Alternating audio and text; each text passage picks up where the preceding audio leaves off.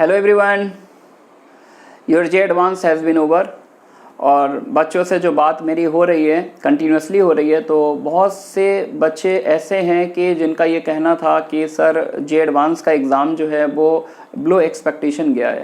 यानी जितना एक्सपेक्ट कर रहे थे कितना अच्छा जाना चाहिए वैसा नहीं गया, क्योंकि बहुत से अच्छे बच्चे मेरे टच में थे, लेकिन जो मैं उनका रैंक एक्सपेक्ट कर रहा था और जैसा वो रिपोर्ट कर रहे हैं वैसा नहीं गया। बहुत ही कम ऐसे बच्चे जिन्होंने बोला हाँ सर जे एडवांस का पेपर बहुत अच्छा गया। पेपर 1 तो कुछ बच्चों ने बोला भी हाँ सर काफ़ी अच्छा करके आए, क्योंकि बीच में जो गैप मिलता है उसी में बहुत से बच्चों ने मैसेज छोड़े कि सर काफ़ी अच्छा गया, मैथ्स काफ़ी इजी आया। जैसा बोला भी था मैंने कि पेपर 1 मतलब एक पेपर तो हल्का आएगा ही आएगा, तो पेपर 1 में बच्चे बहुत खुश थे। लेकिन कुछ बच्चों का पेपर 2 उतना अच्छा नहीं गया।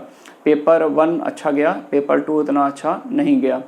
तो मैं यही बोलूँगा कि यार इसमें मैं बच्चों के फॉल्ट बहुत कम देख पा रहा हूँ, क्योंकि रीज़न यही था यार, ऐसी पैंडेमिक सिचुएशन फैली हुई थी जिसमें ये भी पॉसिबल ही नहीं लग रहा था कि जेई का पेपर इस ईयर होगा नहीं होगा। क्या ये एकेडमिक ईयर 0 एकेडमिक ईयर तो नहीं बन जाएगा। फिर कंटिन्यूस पोस्टपोन होता जा रहा था, तो कहीं ना कहीं हर किसी के मेंटेलिटी पर, हर किसी के माइंडसेट पर, रूटीन पर, हर किसी पर बहुत बुरा इम्पैक्ट पड़ रहा था कि अपन रूटीन बना ही नहीं पा रहे थे कि आज 10 घंटे पढ़ लिए और फिर 2 दिन पढ़ लिए, तीसरे दिन हम नहीं पढ़ पा रहे, कि पता ही नहीं लग रहा है कि एग्जाम होगा नहीं होगा। और बहुत से बच्चे ऐसे भी थे जो टीचर के टच में नहीं थे, कि टीचर के टच में रहते हैं तो टीचर कंटिन्यूसली उनको गाइड करता रहता है कि बच्चों इस तरह से पढ़ना है, ये टॉपिक आपको रिवाइज करना है, तो बच्चे बाकी वर्क करते रहते हैं और टीचर के टच में रहते हैं, मोटिवेटेड रहते हैं। तो ये तो था यार कि ये हो गया, बस यही था कि ऐसी सिचुएशन फैली हुई थी। तो अब बहुत से ऐसे बच्चे हैं जो ड्रॉप लेने का मन बना चुके हैं, क्योंकि उनका ड्रीम डेस्टिनेशन आईआईटी है। वो ये चाहते हैं कि सर आईआईटी में मेरे को जाना है। और जेईई मेंस का पेपर अगर अच्छा जिन्होंने जनवरी वाला दे लिया होगा और जिनका ये वाला भी पेपर ठीक गया, तो उनके पास चांसेस तो हैं कि किसी अच्छे एनआईटीज़ वगैरह के थ्रू अब जा सकते हैं। लेकिन यहाँ पर मैं उन बच्चों पर ज़्यादा फोकस कर रहा हूँ जिनका ड्रीम डेस्टिनेशन आईआईटी है, या फिर इन केस जिन्होंने एडवांस जेईई मेंस तो दिया लेकिन जे एडवांस का एग्ज़ाम ही नहीं दिया, या जे एडवांस दिया लेकिन उनका वो रिज़ल्ट नहीं आया जिसके लिए वो प्रिपेयर कर रहे थे, जिसके लिए वो एक्सपेक्ट कर रहे थे। ठीक है ना बच्चों। तो होता है यार, ऐसी सिचुएशन आती है लाइफ में।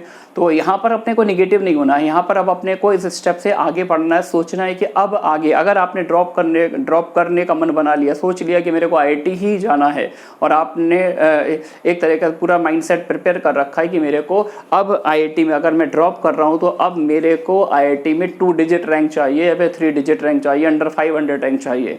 तो अब उसका स्टडी प्लान क्या है, अब बचे हुए टाइम में हम कैसे प्रिपरेशन करें कि जो इसके लिए हम ड्रॉप कर रहे हैं, कि मान के चलिए कि अगर आप ड्रॉप कर रहे हैं तो आपका जो टारगेट है बहुत ऊंचा होना चाहिए, बहुत अच्छा टारगेट होना चाहिए, कि इंप्रेसिव टारगेट होना चाहिए। तो अब उस बचे हुए टाइम को हम कैसे यूटिलाइज करें जिससे हमारा जो टारगेट है उसको हम अचीव कर पाएँ। ठीक है ना बच्चों। तो आज 2 अक्टूबर है, तो अब अगर अपन देखें तो नियर अबाउट अपने पास 90 डेज़ का कंप्लीट मिनिमम टाइम तो है ही सही। तो मैंने उस 90 डेज़ के टाइम को 3 इक्वल पार्ट्स में 3 पार्ट में डिवाइड कर दिया है, 30, 30, 31 इक्वल। मैं इसलिए बोल रहा हूँ यार 1 अक्टूबर तो हो चुका, तो 1 दिसंबर वाला दिन आप यहाँ शिफ्ट कर लीजिए, तो 30, 30, 30 का प्लान है ना। तो अब इस 30 डेज़ का जो अक्टूबर का मंथ है, इसमें आपको क्या करना है। तो सबसे पहले तो आपने यार जेई का जब एग्ज़ाम दिया, जेई एडवांस का एग्ज़ाम दिया हो या जेई मेंस का एग्ज़ाम दिया हो, तो कुछ टॉपिक तो आपके बहुत अच्छे रहे होंगे, आपकी स्ट्रेंथ रहे होंगे, जिस पर आपकी कमांड रही होगी, है ना, जिस बेसिस पर आपने मेंस क्वालिफाई किया। और कुछ ऐसे टॉपिक हो सकता है कि आपको रिवीजन करने का टाइम नहीं मिला, या फिर ऐसा हो कि जिसमें आपकी ग्रिप अच्छी ना बनती, जो आपको बहुत हैवी लगते हो, जिसकी शीट आपने सॉल्व ना की हो। ठीक है बच्चों। तो ये जो अक्टूबर का टाइम है ये उन्हीं हैवी टॉपिक्स के लिए है। जैसे हैवी टॉपिक मैं कुछ बता देता हूँ आपको जो हैवी लगते हैं बच्चों को, कि बहुत ईयर से पढ़ा रहा हूँ, मैं जानता हूँ कि कौन से ऐसे टॉपिक है मैथ्स में जिसमें बच्चों की जान जाती है।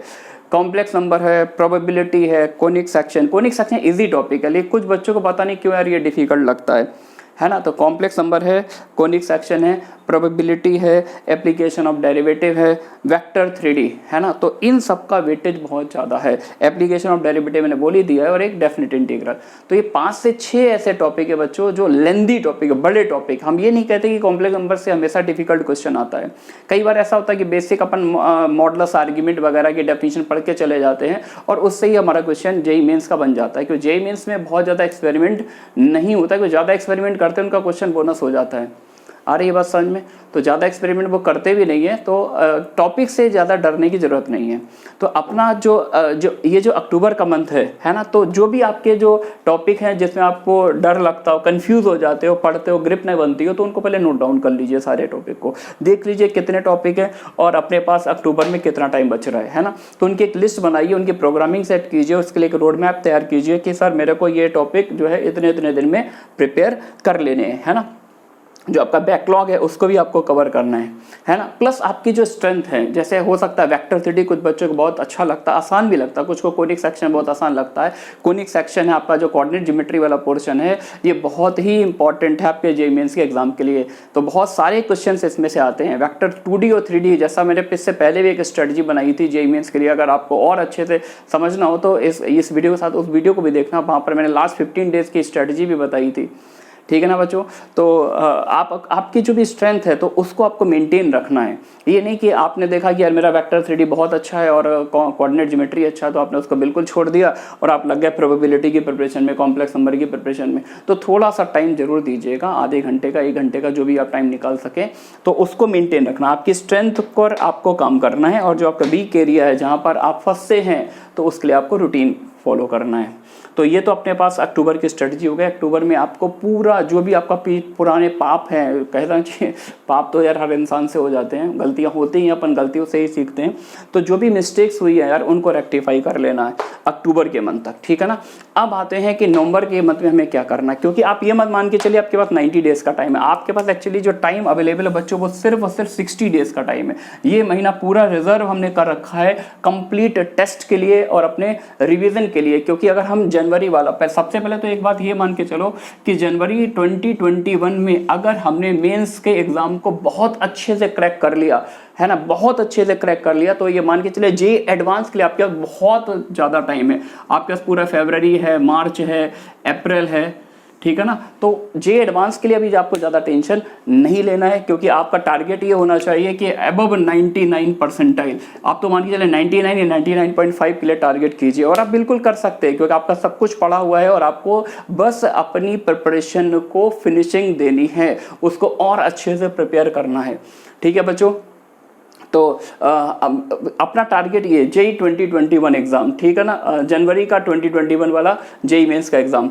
तो अक्टूबर की स्ट्रेटजी के बाद आपके जो नवंबर की बात आएगी, नवंबर में आपको एक तो पीरियोडिक टेस्ट जो आपके इंस्टीट्यूट, अगर आप किसी इंस्टीट्यूट में पढ़ रहे हैं तो होपफुली उस इंस्टीट्यूट में भी हर 10 दिन या 15 दिन के गैप में जो भी पीरियोडिक टेस्ट होते हैं तो उन पीरियोडिक टेस्ट को देना, बिल्कुल फोकस होकर देना, ये बिल्कुल मानते हुए कि यह हमारे जेईई मेंस का फाइनल एग्ज़ाम है ना। तो उतनी रेस्पेक्ट के साथ करना है। कुछ PYQs कर सकते हैं, PYQs हमेशा बोला ही जाता है यार, बहुत ही इंपॉर्टेंट होते हैं। 2010 से लेके 2019 क्या 20 तक, तो 20 का भी एग्जाम हो चुका है, तो इनके पेपर्स को आप ट्राई करें। क्यों अभी इन ईयर्स में तो आप यही करें कि 2012 से ले लें, 2010 तो बहुत पुराना हो जाएगा, 2012 है, 2013 है ना। तो 3-4 2015 तक का तो यहाँ तक PYQ previous year question papers ये सारे यहाँ तक ट्राई कर ले, और बाकी सारी बातें यहाँ पर बिल्कुल सेम रहेंगी जो आपने यहाँ पर किया है। और यहाँ पर एक चीज़ नोटिस ये करना बच्चों, जब आप इन चैप्टर्स को पढ़ रहे हो, जैसे आप प्रोबेबिलिटी पढ़ रहे हैं, है ना, प्रोबेबिलिटी का आप कोई DPP ट्राई कर रहे हैं या फिर शीट में एक्सरसाइज 1 के कुछ सिलेक्टेड प्रॉब्लम सॉल्व कर रहे हैं या फिर जेईई मेंस में आए हुए क्वेश्चन ट्राई कर रहे हैं, तो आप एक काम करिए, जैसे आप आज 20 क्वेश्चन करते हैं तो 20 क्वेश्चन करने के बाद आपको ये लगता है यार ये क्वेश्चन बहुत ही डिफरेंट था, ये तो हमने पूरा थ्योरी पढ़ा था फिर भी मेरे को क्लिक नहीं किया, तो जो स्पेशल क्वेश्चन देखे जो थोड़ा out of the box type के हो तो उसमें आप एक स्टार मार्क डाल दें। स्टार मार्क बच्चों इसलिए मैं बोल रहा हूं क्योंकि अगर आप उन क्वेश्चन में मार्किंग करते जाएंगे तो जब आप दिसंबर के मंथ में जब आप रिवाइज करेंगे, क्योंकि ऑब्वियस सी बात है आपका रिवीजन का बहुत ज़्यादा टाइम नहीं होता, तो आप क्या करेंगे कि ये जो स्टार मार्क आपने बनाए तो उनको तो आपको स्पेशल रिस्पेक्ट देना ही है, प्लस जो नई प्रॉब्लम आप करना चाहते हैं वो कर सकते हैं, इनको तो आपको रिवाइज करना ही है। तो ये ध्यान रखिएगा, जो कोई भी टॉपिक पढ़ रहे हैं जो उसमें डिफरेंट टाइप के प्रॉब्लम दिखे तो उसको आपको मार्किंग करते हुए आगे बढ़ना है, ठीक है ना। तो बाकी सारी बातें बिल्कुल वही है कि आपको स्ट्रेंथ को मेंटेन रखना है और आपका जो गड़बड़ वाला पोर्शन है उसको यहाँ पर डैमेज को पूरा कंट्रोल करना है, जो भी कुछ है। क्योंकि आपने अगर इंट्रोस्पेक्शन नहीं किया तो आप अपना इंट्रोस्पेक्शन कीजिए, अपने मिस्टेक्स पता कीजिए कि क्या क्या मिस्टेक्स हुई थी, अब उनको रेक्टिफाई करना। हमारा टारगेट सबसे पहला प्राइमरी टारगेट यही है कि जेईई मेंस 2021 में हमें 99 परसेंटाइल स्कोर करना है, और एक बार अगर हमने ये स्कोर कर लिया तो मान के चलिए फिर जेई एडवांस में अंडर 500 रैंक लाना कोई बहुत बड़ी बात नहीं। मैंने बहुत बच्चे पढ़ाए हैं जो जेई एडवांस में अंडर 500 रैंक बड़ी आसानी से ले आते हैं। उसके लिए हमें सिंसियरिटी चाहिए, रेगुलरिटी चाहिए कि एक रेगुलर रूटीन हम फॉलो करें। आ रही है बात बच्चों समझ में? अब हम अपन आते हैं इन 2 महीनों के बाद, अब हम बात करते हैं अपने फाइनल जो हमारा दिसंबर का महीना है, जिसको हमने बिल्कुल सेव कर रखा था कि अगर आपने इस एंड तक अपना सब कुछ पढ़ लिया है तो अब दिसंबर के महीने में हमारी स्ट्रेटजी क्या होगी। तो दिसंबर का महीना हमने पूरा रिवीजन के लिए बच्चों आपका रिजर्व रखा है और आपका टेस्ट के लिए दे रखा है। और इसमें सबसे पहले तो आप क्या करेंगे, PYQs previous year question paper आपको ट्राई करने हैं। और किस तरह से ट्राई करने हैं, जो जेई मेंस का आपका टाइम स्लॉट रहता है 9:30 से 12:30 और 2:30 से 5:30 है ना, तो उसी स्लॉट में, या फिर जो भी जेई मेंस का टाइम नया अगर कोई टाइम स्लॉट आता है तो उसके अकॉर्डिंग चलना है। और सिंगल सिटिंग में बैठकर पेपर सॉल्व करना है। बात ध्यान दीजिए, सिंगल सिटिंग में बैठकर देना है आपको पूरा एग्जाम, क्योंकि इससे आपको बहुत सारी चीज़ें सीखने को मिलती है कि पेपर की सीक्वेंसिंग कैसी हो। जैसा कि आपने देखा होगा जब आपने पेपर जेई मेंस का दिया तो हो सकता है कि किसी स्लॉट में मैथ्स इजी आया, फिजिक्स डिफिकल्ट हो गया, या किसी में फिजिक्स और केमिस्ट्री आसान आया, मैथ्स बहुत डिफिकल्ट हो गया। तो आपको अपनी प्लानिंग को एट द टाइम कैसे आप चेंज करें जिससे आप उसी टाइम में मैक्सिमम स्कोर करें। तो मेरे ख्याल से इससे अच्छा कोई आपके पास ऑप्शन नहीं होता। तो प्रीवियस ईयर क्वेश्चन पेपर्स आप ट्राई करें, हर 2 दिन में एक टेस्ट करना है और इसको वेरिएबल टाइमिंग में करिएगा। जैसे एक टेस्ट 9:30 से 12:30 दे रहे हैं तो अगला टेस्ट जब आप दे तो 2:30 से 5:30 वाले स्लॉट में दे।